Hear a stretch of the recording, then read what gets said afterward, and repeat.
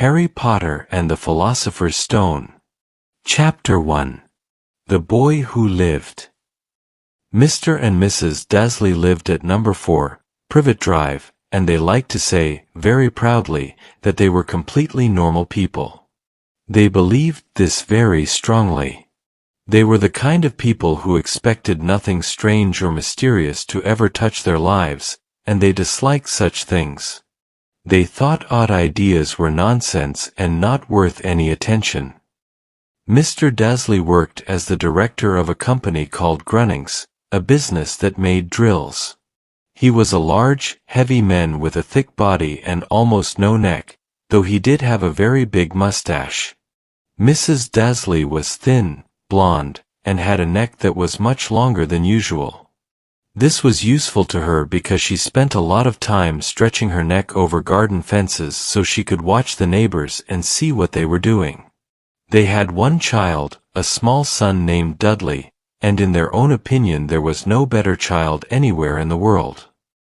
The Dursleys owned everything they felt they needed, but they also kept a secret. Their greatest fear was that someone might discover it.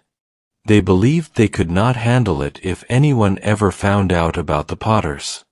Mrs. Potter was Mrs. Dursley's sister, but the sisters had not met for many years. Mrs. Dursley acted as if she did not have a sister at all. She thought her sister and her sister's useless husband were as unlike the Dursleys as people could possibly be. The Dursleys felt sick just thinking about what the neighbors would say if the Potters ever appeared on their street. They knew the Potters also had a small son, but they had never seen him. That child was another reason they wanted the Potters kept far away. They did not want Dudley anywhere near a child like that. On the dull and gray Tuesday morning when this story begins, Mr. and Mrs. Dursley woke up under a cloudy sky that gave no sign at all that strange and mysterious events were about to happen across the country. Mr. Dursley hummed to himself while choosing the most boring tie he owned. Mrs. Dursley chatted happily while struggling to place a screaming Dudley into his high chair. None of them noticed a large brown owl fly past the window. At 8:30, Mr. Dursley picked up his briefcase, kissed Mrs. Dursley on the cheek, and tried to kiss Dudley goodbye. He missed because Dudley was throwing his cereal at the walls during a tantrum. Mr. Dursley laughed, called him a little troublemaker, and left the house. He got into his car and reversed out of the driveway. As he reached the corner of the street, he noticed something odd. For a moment, it looked like a cat was reading a map. He did not understand what he had seen at first and quickly turned his head to look again. There was a striped cat standing there, but no map was visible. He assumed it must have been a trick of the light. He blinked and stared. The cat stared back at him. As he drove away, he watched the cat in his mirror.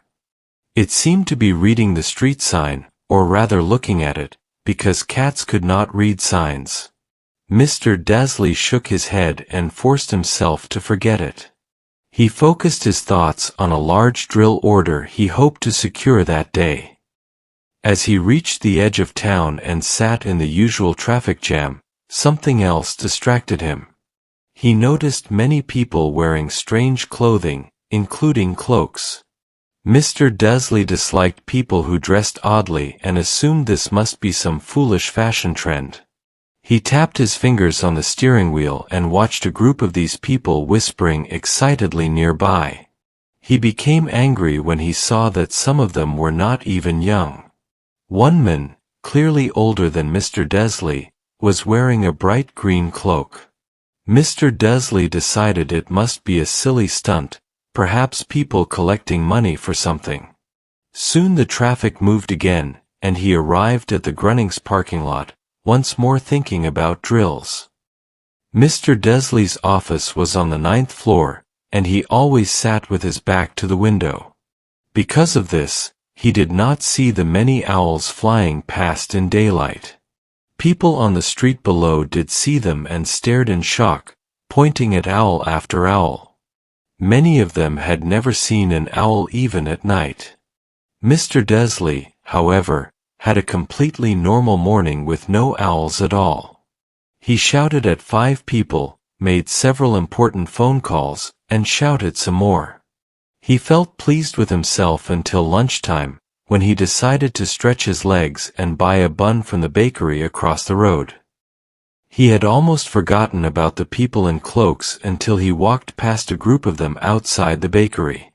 They made him uncomfortable, though he could not explain why. They were whispering again, and there was no sign they were collecting money.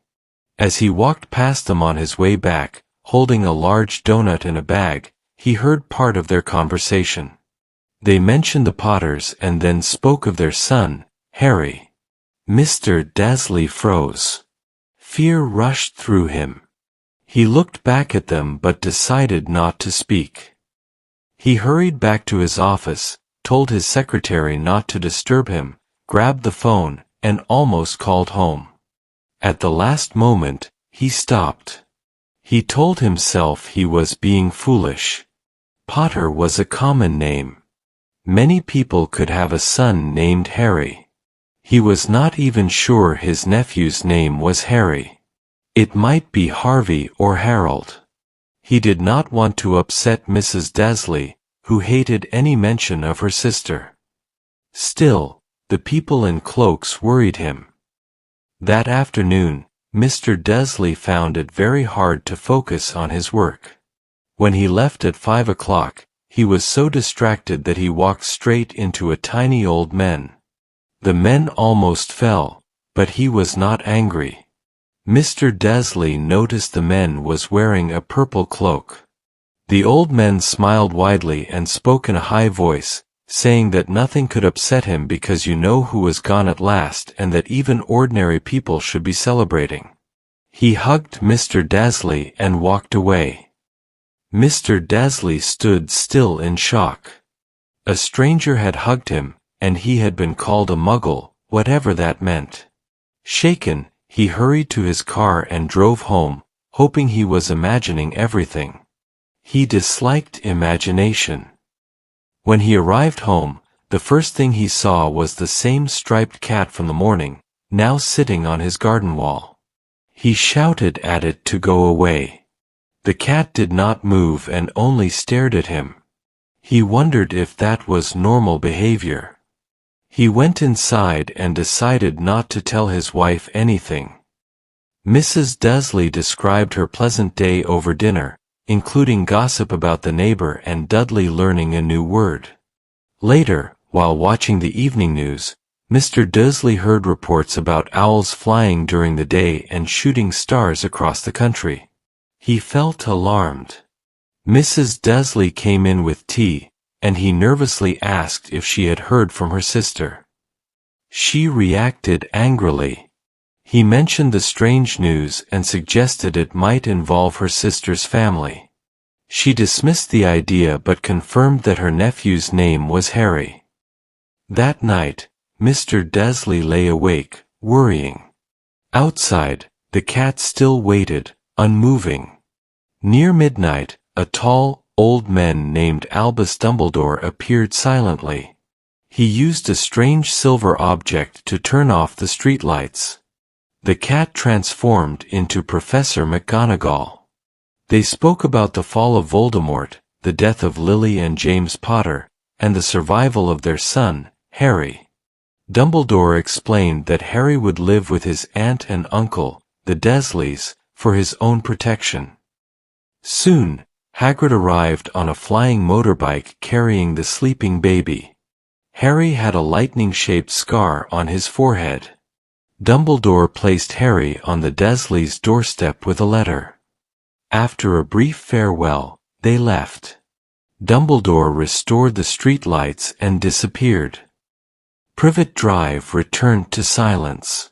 Harry slept on, unaware of who he was, what he had survived, or what the future held, while people across the country quietly celebrated the boy who lived.